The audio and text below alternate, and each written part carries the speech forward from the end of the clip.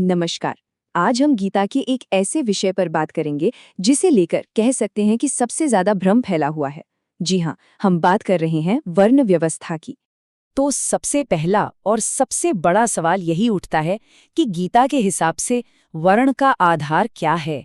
क्या ये जन्म है या फिर किसी व्यक्ति का अपना स्वभाव, उसकी प्रकृति? चलिए आज इसी गुत्थी को सुलझाने की कोशिश करते हैं। तो देखिए, सबसे पहले एक बहुत बड़ी गलतफहमी को दिमाग से निकालना होगा। जब गीता वर्ण शब्द का इस्तेमाल करती है तो उसका मतलब आज की सामाजिक जाति व्यवस्था से बिल्कुल भी नहीं है, बल्कि ये तो हमारे मन की, हमारी मनोवैज्ञानिक बनावट को समझने का एक खाका है, एक तरह का ब्लूप्रिंट। अच्छा, तो मन की इस बनावट को समझने के लिए हमें थोड़ा और गहरा उतरना होगा। और इसकी कहानी शुरू होती है प्रकृति के 3 मूलभूत गुणों से, जिन्हें गुण कहा गया है। ऐसा माना जाता है कि पूरी सृष्टि और हाँ, हमारा स्वभाव भी इन्हीं 3 गुणों के मेल से बनता है। तो पहला गुण है सत्व गुण। इसे ऐसे समझिए जैसे एक बिल्कुल शांत, साफ सुबह, मन में कोई हलचल नहीं, बस ज्ञान की एक रोशनी और एक पवित्रता का एहसास। बस यही है सत्व। और इसका प्रतीक रंग है श्वेत, यानी सफेद। इसके बाद आता है रजोगुण।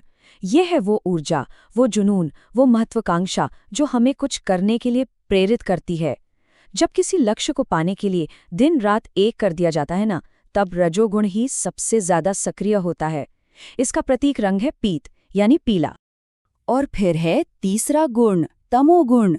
ये वो भारीपन है, वो जड़ता और आलस्य।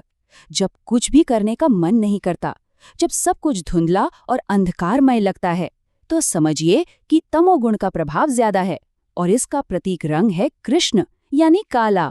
तो अब जब हम इन 3 गुणों सत्व, रज और तम से परिचित हो गए हैं, तो अब आता है सबसे दिलचस्प हिस्सा, वो कड़ी जो इन 3 गुणों को 4 वर्णों से जोड़ती है। असल में सारा खेल यहीं पर है। अब देखिए, ये कितना सीधा और स्पष्ट है। गीता कहती है कि जिस व्यक्ति में सत्वगुण सबसे ज्यादा है, उसकी प्रकृति ब्राह्मण वर्ण की है। जिसमें रजोगुण हावी है, वो क्षत्रिय। जिसमें ये गुण एक संतुलन में है, वो वैश्य। और जिसमें तमोगुण की अधिकता है, वो शूद्र।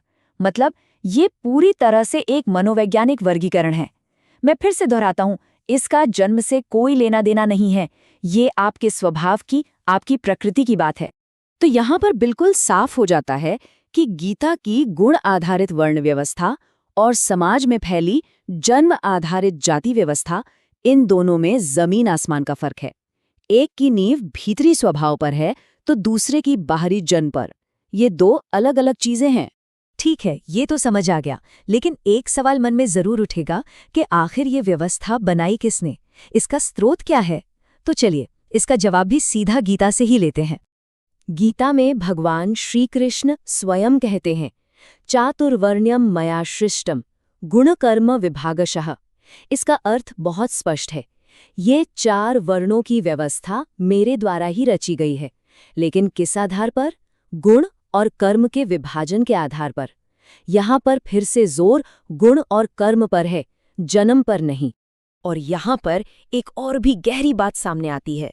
जो इस व्यवस्था को बना रहा है, वो स्वयं को इसका कर्ता, यानी करने वाला भी कहता है, और साथ ही अकर्ता, यानी न करने वाला भी।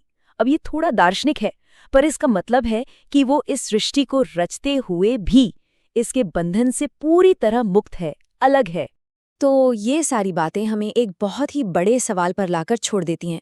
किसी भी व्यक्ति की असली पहचान क्या है? क्या वो जो समाज ने एक ठप्पा लगा दिया है, या वो जो उसके भीतर के गुण और उसका स्वभाव तय करते हैं?